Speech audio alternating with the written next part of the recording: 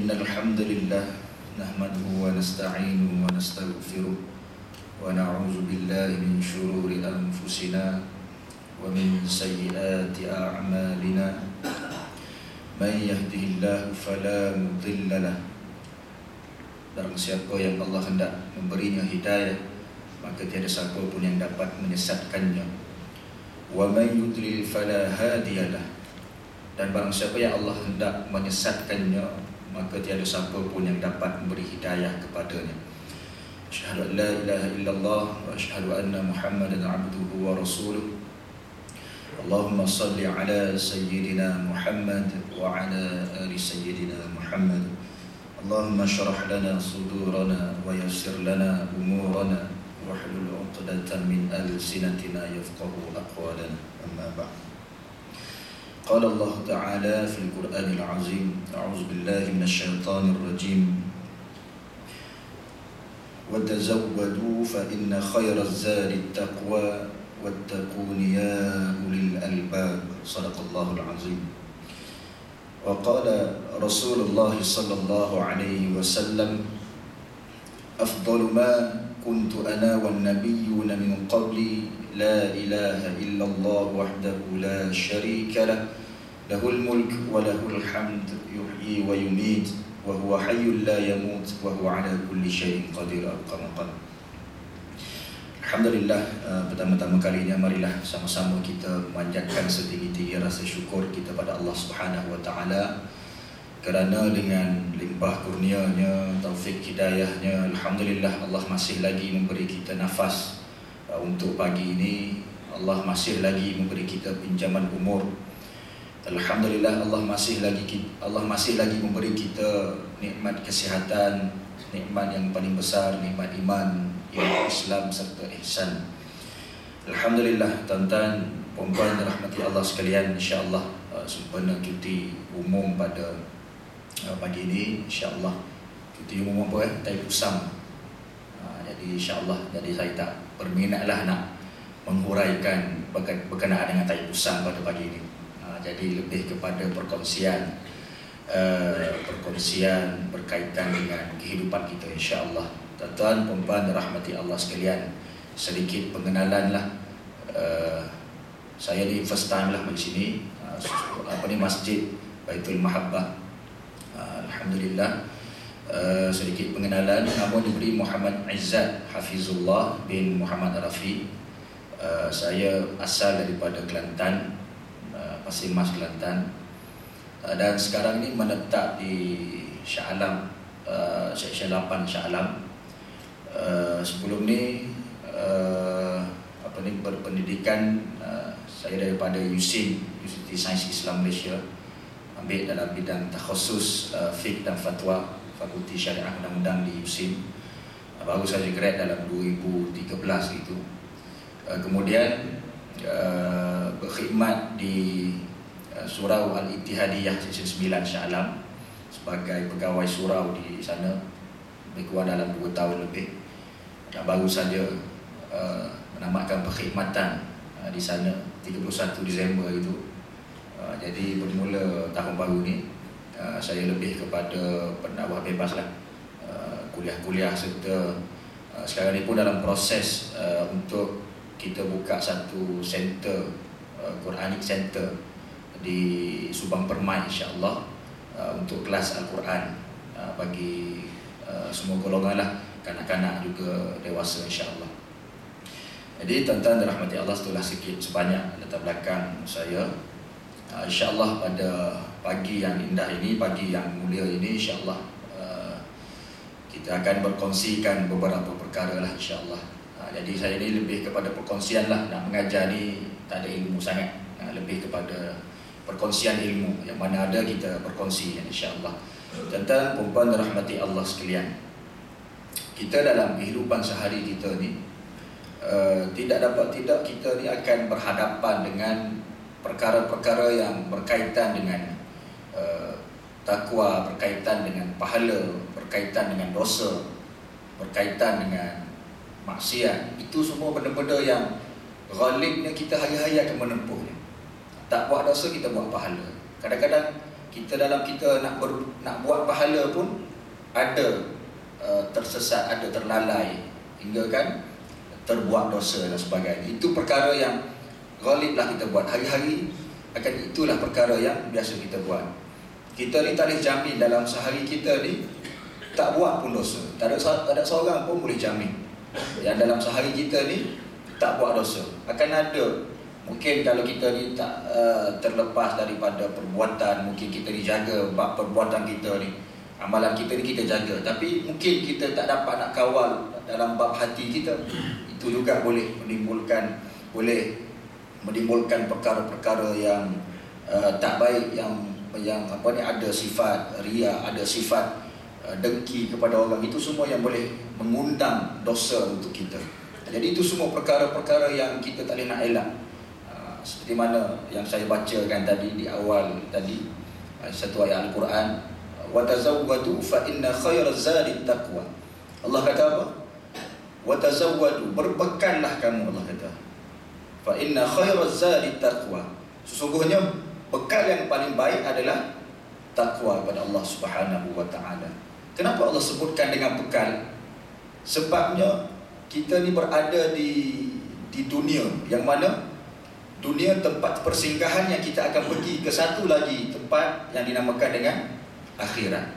Apabila kita ni dipanggil tempat persinggahan, bukan destinasi terakhir kita, disitulah tempat kita nak mengumpul seberapa banyak bekal. Bekal apa? Bekal takwa kepada Allah Subhanahu wa taala. Sebab bekal inilah yang kita akan bawa untuk bertemu Allah Subhanahu wa taala di akhirat kelak. Jadi tugas kita di dunia ni hanyalah mengumpul bekal-bekal takwa seberapa banyak yang mungkin. Nah, itulah penting setiap hari kita ni kita kena banyakkan muhasabah diri kita. Kalau kita ni rasa kita ni banyak dosa, kita pertingkatkan amal kita, banyakkan istighfar, banyakkan bertaubat kepada Allah Subhanahu wa taala. Kita minta dengan Allah Subhanahu wa taala kuatkan iman kita. Untuk apa? Untuk kita ni mengumpul bekal kita untuk berjumpa Allah Subhanahu wa taala. Tuan-tuan, puan-puan dirahmati Allah sekalian, kalau kita menyebut berkenaan dengan iman ini, macam mana kita nak kuat iman ni dan bagaimana tahap-tahap iman ni, para ulama telah membahagikan beberapa perkara berkenaan dengan tahap iman makhluk. Para ulama telah membahagikan 4 perkara, 4 tahap iman makhluk ni. Ada 4 tahap. Tahap pertama, para ulama menyebut iman makhluk ni, tahap yang pertama adalah iman la yazid wa la yanqus. Apa maksud dia? Iman yang la yazid wa la yanqus, iman yang tak bertambah dan tak berkurang. Iman siapa ni? Iman para malaikat Allah Subhanahu wa taala. Malaikat Allah, dia ni mempunyai iman yang sekata saja, begitu saja, yang sekadar itu saja. Sebab apa? Sebab dia ni hanya menjalankan tugasnya, apa yang diberikan arahan yang diberikan oleh Allah Subhanahu wa taala, itu saja yang dia buat pada tugasnya, kan? Kita tak ada dengar dalam sehari ni malaikat minta MC dengan Allah Subhanahu wa taala, nak pergi ya Allah, aku ni banyak hari-hari buat kerja cabut nyawa ni ya Allah, contohnya lah, hari-hari kerja aku cabut nyawa, hari ni aku nak MC lah, kejap lagi travel mana-mana, nak berehat. Tak ada. Para malaikat Allah tidak diberikan dengan yang dinamakan dengan syahwat, yang dinamakan dengan nafsu. Malaikat ini hanya menurut saja apa yang Allah arahkan. Jadi itulah iman dia ni sekata saja. Itu iman yang pertama, iman para malaikat, la yazid wa la yanqus. Iman yang kedua, tahap iman yang kedua yang disebutkan oleh para ulama adalah yazid wa la yanqus. Iman yang yazid wa la yanqus. Apa maksud dia? Iman yang bertambah dan tidak berkurang. Iman siapa ni? Iman Nabi Muhammad sallallahu alaihi wasallam. Iman Nabi Muhammad sallallahu alaihi wasallam ni, dia setiap hari dia naik, tak pernah turun. Sebab apa? Setiap hari dia berbuat baik, menjalankan amalan, ikut apa yang Allah suruh dan tinggal apa yang Allah larang. Itu saja tugas Nabi Muhammad sallallahu alaihi wasallam. Sebab itulah kita ni sebagai umat Nabi Muhammad sallallahu alaihi wasallam kena ikut, kena follow apa yang Nabi buat, jadikan Nabi Muhammad sallallahu alaihi wasallam itu sebagai uswatun hasanah kita, suatu petunjuk ataupun satu ikutan untuk kita. Sebab itulah Nabi ni iman dia semakin hari semakin bertambah, semakin hari semakin bertambah. Biarlah kita jadikan Nabi Muhammad itu sebagai motivasi untuk diri kita ni, untuk kita mempertingkatkan iman kita setiap hari ini. Baik. Jadi itu tahap iman yang kedua, iman yang yazid wala yanqus, yang dimiliki oleh Nabi Muhammad sallallahu alaihi wasallam. Baik. Yang ketiga yang disebutkan oleh ulama adalah tahap iman yang ketiga, iman yang la yazid wa yanqus. La yazid wa yanqus. Iman yang bagaimana? Iman yang la yazid, iman yang tidak bertambah, wa yanqus, dan berkurang, dan terus berkurang. Iman siapa ni? Iman iblis ataupun syaitan yang kita sebutkan dengan nama lainnya, syaitan dan iblis. Iman iblis dan syaitan inilah sejak daripada peristiwa dia ingkar dengan arahan Allah untuk sujud kepada Nabi Adam, sejak daripada itulah iman dia ni semakin turun, semakin turun, semakin turun. Bahkan kita boleh sebutkan dengan tak ada iman lah iblis dan syaitan ni. Dan neraka lah tempat bagi syaitan dan iblis. Sebab itulah kita ni jangan jadikan iblis ini sebagai pendamping kita. Kita kata mulut kita ni iblis ni musuh kita, tapi kerja buat kita hari-hari ni ke arah nak rapat dengan iblis dan syaitan dan sebagainya. Kita ni kena betul-betul menjaga diri kita ni, jangan kita ni mengikut apa yang iblis goda kita ni jangan terpengaruh. Jadi itu tahap iman iblis ini, dia semakin berkurang, semakin berkurang, semakin berkurang. Sebab apa? Sebab satu saja sifat dia, sifat takabur. Dia rasa dialah mulia daripada Nabi Adam. Aku dijadikan daripada api, engkau dijadikan daripada tanah. Aku lebih mulia daripada engkau, kenapa aku perlu sujud kepada engkau? Itu dia mempersoalkan apa yang disuruh oleh Allah Subhanahu wa taala. Disebabkan kesombongan dia, disebabkan takabur dia, dia rasa dia mulia daripada Nabi Adam. Sebab itulah dia jatuh, diturunkan martabatnya, imannya berkurang, bahkan tak ada imannya sehinggalah ke hari akhirat.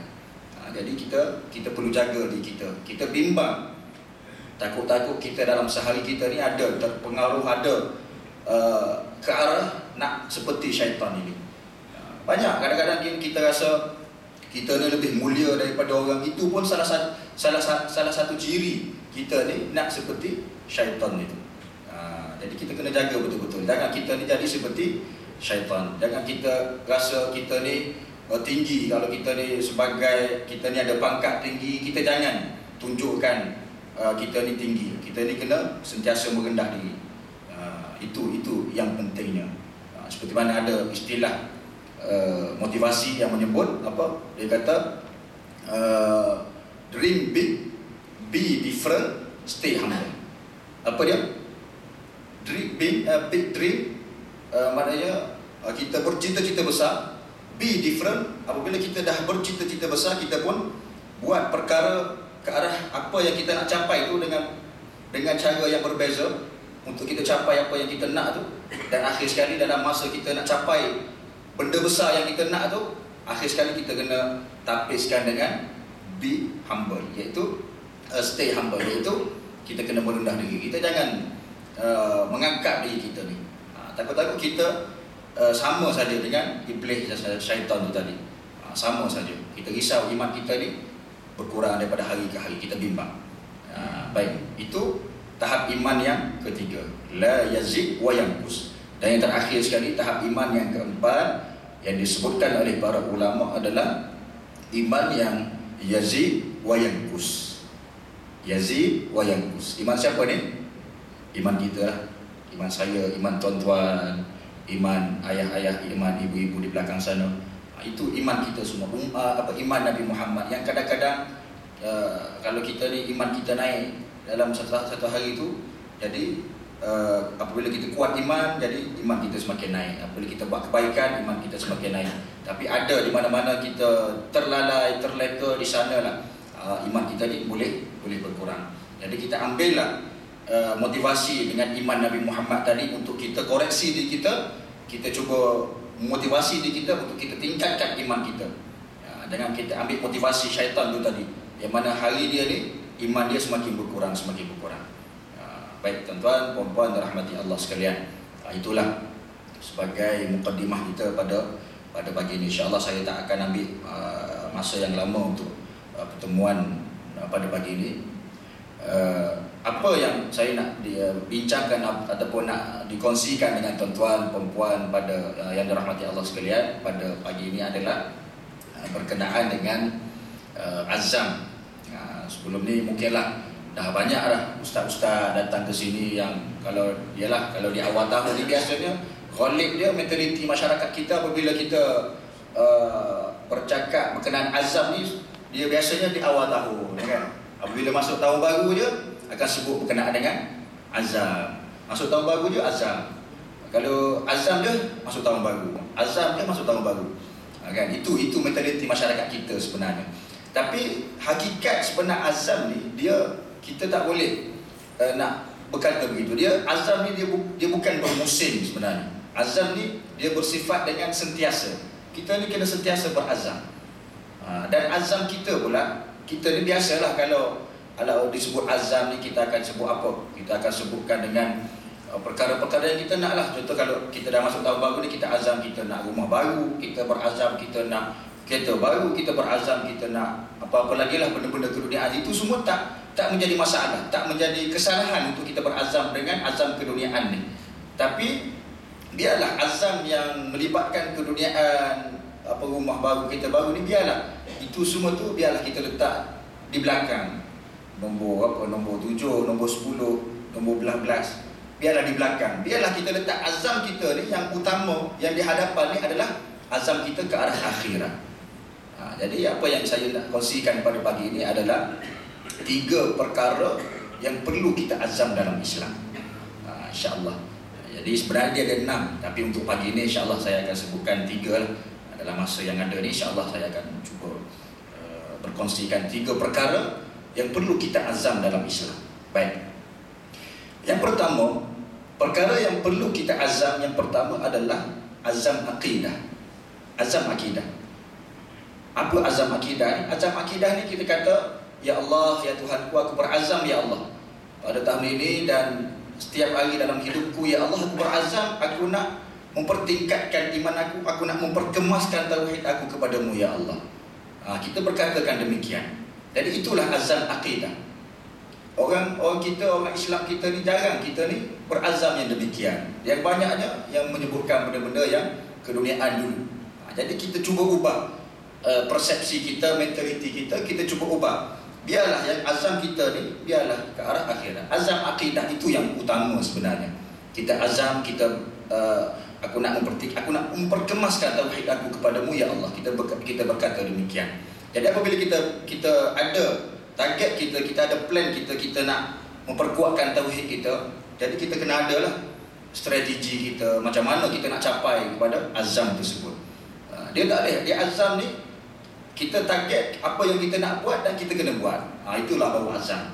Dia tak jadi kalau kita ni just kita plan, kita target apa yang kita nak buat tapi tak ada usaha ke arah apa yang kita nak capai. Itu yang kadang-kadang yang ramai sangat yang menulis saja azam tapi tak tercapai pun azam yang diazamkan. Sebab apa? Sebab dia tak buat pun usaha yang ke arah apa yang dia nak capai itu dia tak buat pun. Jadi bagaimana kita nak capai apa yang kita nak tadi tu? Bagaimana kita nak capai memperkemaskan tauhid ni? Adalah dengan cara kita hadirlah ke kuliah-kuliah yang melibatkan tauhid. Kalau masjid ni ada kuliah kitab, gunaan kitab kitab yang melibatkan tauhid, banyak kitab-kitab yang melibatkan tauhid. Jadi kita hadir yang bercerita berkenaan dengan sifat-sifat Allah. Jadi kita hadir. Itulah usaha-usaha kita untuk kita mempertingkatkan iman kita, untuk kita mempertingkatkan tauhid kita kepada Allah Subhanahu Wa Taala, untuk kita memperkemaskan kita punya akidah kita kepada Islam itu sendiri. Kita nak memperkemaskan la ilaha illallah Muhammad Rasulullah dalam hati kita. Jadi kita berazam yang demikian. Apa lagi azam akidah ni? Kalau sebelum ni kita ni jenis yang kalau kita ni bercakap Contoh kalau kita bercakap perkataan kita yang keluar daripada mulut kita, kita kata kamu ni, contoh kalau kawan kita sakit, kita kata kamu ni kena makan ubat. Ubat inilah yang akan menyembuhkan kamu. Itu semua tu kata-kata yang boleh menyebabkan syirik khafi. Apa syirik khafi ni? Syirik kecil yang boleh menyebabkan kita percaya ubat ni yang menyembuhkan, bukan Allah yang menyembuhkan. Jadi ini biasanya banyaklah kita mendengar perkataan-perkataan yang disebutkan dengan yang demikian. Jadi kita cuba ubah. Biarlah kita kata makanlah ubat ni. Ubat inilah asbab untuk kamu sihat. Allah yang menyembuhkan. Kita cakap yang demikian. Kita cuba ubah cara percakapan kita. Sebab apa? Itulah yang boleh mengundang kepada terjejasnya tauhid kita kepada Allah Subhanahu Wa Taala. Biar kita berazam yang demikian. Jadi itu benda-benda yang melibatkan tauhid ini kita kena jaga betul-betul. Baik, tuan-tuan, puan-puan dan rahmati Allah sekalian. Itu yang pertama, azam akidah. Yang kedua yang disebutkan di sini adalah azam ibadah. Macam mana azam ibadah ni? Azam ibadah adalah kita berkata, kita kata pada Allah Subhanahu Taala, ya Allah, ya Tuhanku, aku berazam ya Allah pada tahun ini dan hari-hari seterusnya, ya Allah, aku berazam. Aku nak memperkemaskan, aku nak memperbanyakkan amal ibadah kepadamu ya Allah. Ya Allah, ya Tuhanku, kalau sebelum ni ya Allah aku ni banyak tinggal solat ya Allah, pada tahun ini ya Allah dan hari-hari seterusnya aku berazam ya Allah, aku nak qada balik solat-solat aku ya Allah, aku nak bayar balik hutang-hutang aku denganmu ya Allah, dan aku nak memperbanyakkan amal-amal ibadah yang lain ya Allah. Kita kata yang demikian. Biar lepas pada akidah terus masuk kepada ibadah.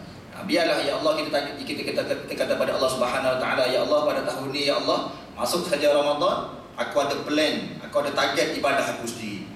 Masuk saja bulan Ramadan, selain daripada puasa yang aku nak jaga ni, ibadah-ibadah lain seperti banyakkan zikir, banyakkan baca Al-Quran dan sebagainya, kita dah ada plan ibadah kita. Itu yang dimaksudkan dengan azam ibadah. Jadi ini perkara yang perlu kita lakukan. Kita katakan dengan kepada Allah Subhanahu Wa Taala, ya Allah, kalau aku ada rezeki yang lebih ya Allah, dan aku berdoa semoga aku dijemput olehmu ya Allah untuk menjadi duyufur rahman, menjadi tetamumu ya Allah di dua tanah haram, di Mekah dan Madinah, untuk kita melakukan ibadah umrah. Kita kata yang demikian. Biarlah tahun ini ada rezeki kita, Allah menjemput kita ke sana insya-Allah. Allahumma amin. Jadi kita biar kita berazam yang demikian. Jadi bila sebut pasal umrah ni, teringatlah saya, alhamdulillah pada tahun ni awal tahun hari itu, awal Januari itu, alhamdulillah diberi rezeki oleh Allah Subhanahu Wa Taala dan dijemputlah untuk ke tanah haram untuk melakukan umrah di sana. Dan ada satu kisah lah yang ingin saya kongsikan bersama tuan-tuan puan-puan pada pagi ini. Apabila kita pergi umrah ni kan, biasanya lah, saya first time pergi umrah ni, mungkin di hadapan saya ni semua dah banyak kali lah, mungkin dah haji pun kan. Jadi itu pertama kali saya pergi umrah. Dia biasanya kalau kita pergi umrah ni kan, kalau kita trip kita ni pergi Madinah dulu kan, biasa kita pergi Madinah dulu, kita ziarah lah kan. Lepas pada kita ziarah 3 hari, kita akan pergi ke Mekah untuk tunaikan ibadah umrah kan. Jadi biasalah kalau kita pergi umrah, kita ziarah dulu di Madinah. Biasa kan kalau kita pergi ni kan, orang di keluarga kita ke sahabat kita ni biasalah kirim barang-barang di Mekah kan, biasa kan, jubah ke, tasbih ke, kurma ke, zam-zam, itu biasalah kan. Dan menjadi satu peluang lah kepada kita bila kita pergi ke Madinah dulu, kita sebolehnya kita nak selesaikan benda-benda tu semua. Benda-benda yang melibatkan yang melibatkan barang-barang, nak beli jubah ke, nak beli serban ke, biarlah kita settle di Madinah dulu. Kan 3 hari ada tu kita ziarah, lepas kita ziarah dalam, kita ziarah luar tu, ada masa tu kita settlekan benda-benda yang melibatkan pembelian untuk di Malaysia ni. Jadi apabila kita dah berangkat ke Mekah ni, kita dah tak perlu fikir dah, kita dah lepas dah benda-benda yang begitu. Kita target kita pergi ke Mekah ni, kita nak fokus kepada ibadah saja kan. Jadi ceritanya adalah melibatkan seorang pakcik ni, saya tak nak sebut nama lah. Dan saya ke sana pun lebih kepada petugas barulah untuk satu travel ni. Jadi macam itulah kita uruskan jemaah. Jadi pakcik ni begitulah, dia akan uruskan pembelian beli barang semua di Madinah lah, banyak lah beg besar dia tu penuh lah dengan barang nak bawa balik di Malaysia ni. Jadi selesai di Madinah, kita pun nak berangkat ke Mekah. Jadi sampai di Mekah, sampai di hotel, macam biasalah petugas ni akan tolong jemaah angkat beg, masuk ke hotel semua. Jadi apabila kita sampai tu dalam nak dekat dengan malam nak maghrib. Jadi bila dah sampai di Mekah, macam biasalah sebelum sampai di Mekah tu kita kena niat umrah lah di Bir Ali kan. Nanti semua kita faham lah. Jadi kita selesai apabila kita sampai Mekah, kita pun buat settlekan yang umrah wajib dulu. Kemudian barulah kita settlekan beg-beg itu semua. Jadi apabila settle semua tu, beg-beg kita masukkan semua, sampailah kepada pakcik ni, kita tak jumpa beg dia. Daripada baru dia sampai di Mekah, kita tak jumpa beg pakcik ni. Jadi pada hari itu ada sedikit technical problem lah, ada masalah sikit. Dan ada yang beg orang ni ada di bas lain semua tu, macam teknikal lah, biasalah. Jadi benda tu semua kita dapat uruskan. Semua beg-beg semua jemaah lain semua kita jumpa. Tapi beg pakcik ni saja kita tak jumpa. Beg dia seorang tak jumpa. Daripada hari pertama kita pergi cari, daripada satu bilik ke satu bilik tak jumpa. Kemudian hari kedua pun sama, kita pergi cari tak jumpa juga. Sampailah hari yang terakhir tak jumpa juga. Sampai hari nak balik tak jumpa beg dia. Jadi kita ni rasa macam mana nak berhadapan dengan dia ni. Mana dia dah jumpa kita hari-hari, mari jumpa kita. Macam mana ustaz, jumpa tak beg saya, mari jumpa. Hari terakhir ni kita cari tak jumpa juga. Jadi kita pun nak pergi berhadapan lah dengan dia, nak beritahu ni bahawa beg dia ni kita tak jumpa. Jadi kita ni expect apabila kita pergi jumpa dia ni, yalah beg dia kan, barang-barang semua yang dia beli semua tu ada dalam tu. Kita ingat dia nak blame kita ke, marah kita ke kan. Kita pun takut juga kan. Jadi apabila kita pergi jumpa dia, kita pun kata, pakcik, saya minta maaf, saya dan tim saya semua dah usaha dah kita cari beg pakcik ni tapi tak jumpa. Jadi apa respon dia? Dia kata, jadilah ustaz, saya redha lah. Apa yang berlaku kepada saya ni, saya redha. Mungkin ini bahagian saya di sini, dia kata. Jadi dia respon begitu, jadi kita pun lega lah. Dia tak marah pada kita. Jadi apabila dia cakap begitu, terdetik dalam hati saya kata, kenapa dia boleh bercakap yang demikian? Mungkin dia ni mengetahui sesuatu apa yang dah berlaku. Kita ni wallahu alam, kita pun tak pasti apa yang dia lakukan semasa di Madinah. Wallahu alam, kita tak nak sebut benda-benda negatif. Hanya dia saja yang tahu apa yang dia buat dengan Allah Subhanahu Wa Taala. Jadi apabila berlaku yang demikian, kita takut atas apa Allah nak bayar cash kepada dia atas apa yang dia lakukan kepada Allah Subhanahu Wa Taala. Kita tak tahulah apa benda yang dia buat. Jadi kesimpulan daripada cerita saya ni, biarlah kita ni sebelum kita nak melakukan ibadah, biarlah kita ni niat kita ni lillahi ta'ala, semata-mata kerana Allah Subhanahu Wa Taala. Sebab apa? Sebab apabila kita nak melakukan ibadah, kita ni berhadapan dengan ujian dia. Kan umrah ni bukan sekadar kita macam melancong. Kita nak pergi umrah ni, kita nak buat ibadah. Sama juga macam solat. Solat pun ada ujian dia kan. Macam semasa solat, syaitan mari kacau kita dan sebagainya, mari goda kita teringat benda-benda lain. Begitu juga dengan ibadah umrah ini. Apabila kita nak pergi umrah saja, di saat itulah ada ujian-ujian untuk kita ni. Dan ujian tersebut pula bukannya kecil-kecil, besar-besar. Kan? Kena jaga percakapan kita, pertuturan kita. Malah maaf saya sebut di sini, kalau kita ni jenis yang kuat merokok lah. Kalau di Malaysia ni kita ni kuat merokok. Kalau kita pergi di Madinah, di Mekah, kita akan rasa 2-3 kali ganda lagi nak merokok. Percayalah cakap saya. Sebab benda ni berlaku depan mata saya sendiri. Ada jemaah kita yang saya tengok lepas pada satu sekotak. Pada naik daripada hotel, turun hotel sejam, kemudian borak-borak atau naik balik. Lepas tu turun balik sejam kemudian, di saat lagi. Maka kita rasa Allah Rabbi, kita kata Allah kuatnya ujian untuk dia ni. Mana biarlah benda-benda kita kan, biasa kita target apabila kita balik umrah ni, kita nak berhentilah merokok ni kan. Jadi rupa-rupanya lagi kuat kita merokok di sana. Balik tak berubah juga kan. Jadi itulah ujian-ujian sebenarnya untuk kita apabila kita pergi untuk menunaikan ibadah umrah ini, ada ujian-ujian yang tersendiri. Jadi terpulang pada kita lah. Kalau kita kuat iman, kita betul-betul jaga kita sebelum kita pergi tu kita minta ampunlah pada Allah, kita bertaubat, kita banyak-banyakkan solat sunat taubat. Biarlah kita pergi ni dalam keadaan kita ni, kita nak menghadap Allah, kita nak menghadap Kaabah dalam keadaan yang hati kita ni tenang, kita hanya untuk Allah Subhanahu Wa Taala. Jadi itulah cabaran-cabarannya. Jadi kita kena jaga, kita kena azam ibadah. Baik itu berkenaan dengan azam ibadah. Dan yang terakhir sekali untuk pagi ini adalah berkenaan dengan azam adab ataupun azam akhlak kita. Macam mana azam adab ini?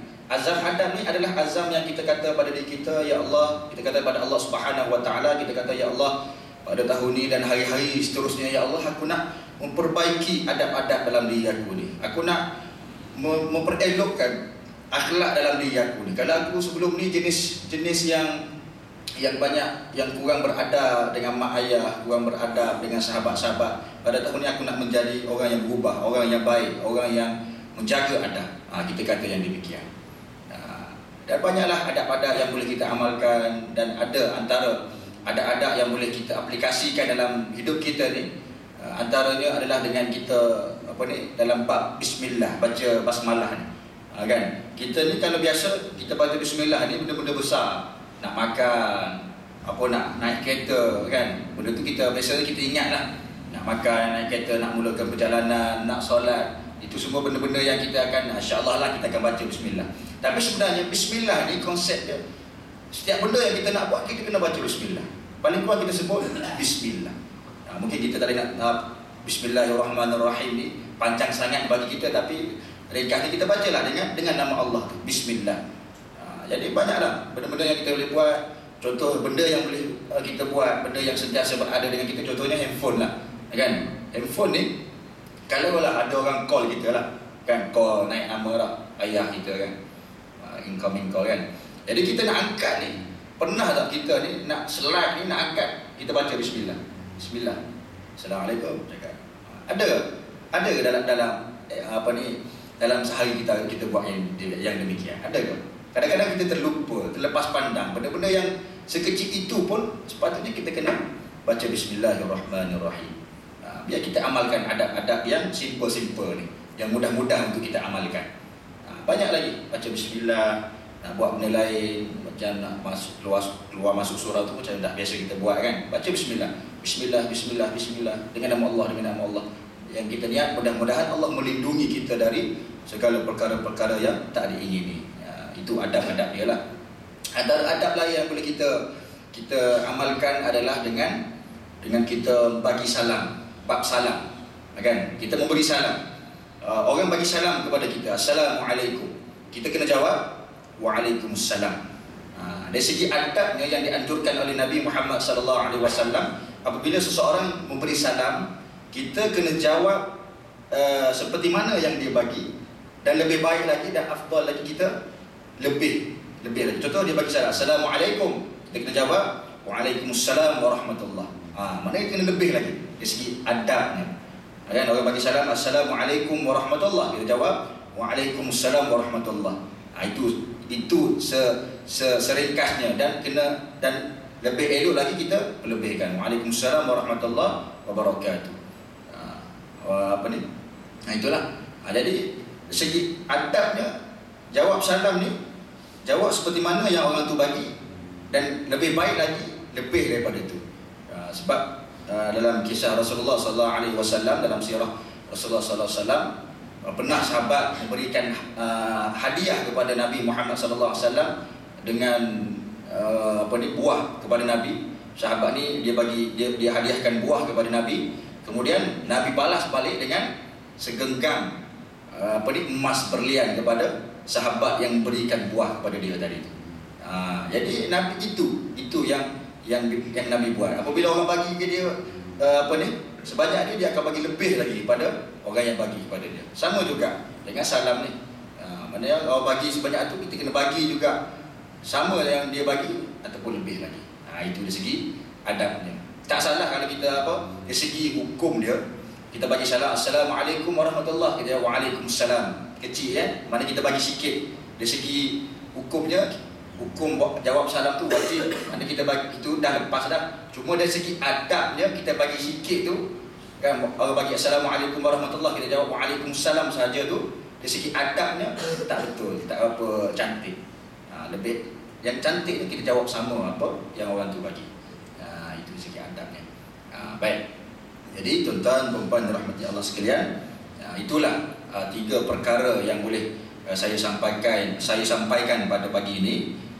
Azam apa yang perlu kita azam dalam Islam untuk diri kita lah, untuk diri kita, iaitu yang pertama tadi azam akidah, azam ibadah, dan yang terakhir sekali yang disebutkan tadi adalah azam adab. Ada 3 lagi azam sebenarnya, mungkin di pertemuan yang lain lah, insya-Allah kalau ada rezeki lagi, insya-Allah bila dijemput, insya-Allah kita akan sebutkan perkara yang selebihnya. Dan sebelum kita berakhir pada pagi ini, sedikit perkongsianlah penutup, sebelum penutup ni, sebagai penutup pertemuan kita ni, sedikit perkongsian dari segi amalan yang dianjurkan oleh Nabi Muhammad sallallahu alaihi wasallam. Seperti mana yang saya sebutkan di awal tadi, hadis Nabi Muhammad sallallahu alaihi wasallam, Nabi bersabda, afdalu ma kuntu ana wan nabiyyuna min qabli la ilaha illallah wahdahu la syarika lah, lahul mulk wa lahul hamd, yuhyi wa yumit wa huwa hayyul la yamut wa huwa ala kulli syai'in qadir. Nabi kata, afdalu ma kuntu ana, seafdal apa yang aku ungkapkan, wan nabiyyuna min qabli, dan nabi-nabi sebelumku sebutkan adalah kalimah la ilaha illallah wahdahu la syarika lah, lahul mulk wa lahul hamd, yuhyi wa yumit wa huwa hayyul la yamut wa huwa ala kulli syai'in qadir. Jadi amalan ni biasalah, amalan zikir ni biasa kita baca bila selepas solat kan, biasa kita baca kan. Imam selepas solat maghrib, selepas solat subuh, imam akan bacakan selepas daripada bagi salam istighfar 3 kali, kemudian imam akan bacakan dengan zikir ini, la ilaha illallah wahdahu la syarika lah, lahul mulk wa lahul hamd, yuhyi wa yumit wa huwa hayyul la yamut wa huwa ala kulli syai'in qadir. Kalau mengikut hadis inilah, tapi kebiasaannya kita baca lebih ringkas sajalah. Kita baca la ilaha illallah wahdahu la syarika lah, lahul mulk wa lahul hamd, yuhyi wa yumit wa huwa ala kulli syai'in qadir, pun sama juga. Jadi inilah amalan-amalan yang boleh kita amalkan. Sebab apa? Sebab Nabi kata seafdal apa yang aku ungkapkan. Apa yang Nabi sebut, kalimah inilah yang seafdal apa yang keluar daripada mulut Nabi. Jadi eloklah untuk kita amalkan, insya-Allah. Jadi tuan-tuan dan puan rahmati Allah sekalian, sekadar itulah untuk pagi ini. Saya mohon maaf atas kekurangan, atas ketelanjuran, tercakap tersalah bicara dan sebagainya. Apa yang baik datangnya daripada Allah Subhanahu wa taala, dan yang kurang datang daripada kelemahan diri saya sendirilah. Wallahu a'lam. Kita sama-sama tangguh dengan baca kafaratul majlis dan surah Al-Asr. Subhanakallahumma bihamdika asyhadu an la ilaha illa anta astaghfiruka wa atubu ilaik. Bismillahirrahmanirrahim. Wal 'asr innal insana lafi khusr illa alladhina amanu wa 'amilus shalihat wa tawassaw bil haqq wa tawassaw bis sabr. Assalamualaikum warahmatullahi wabarakatuh.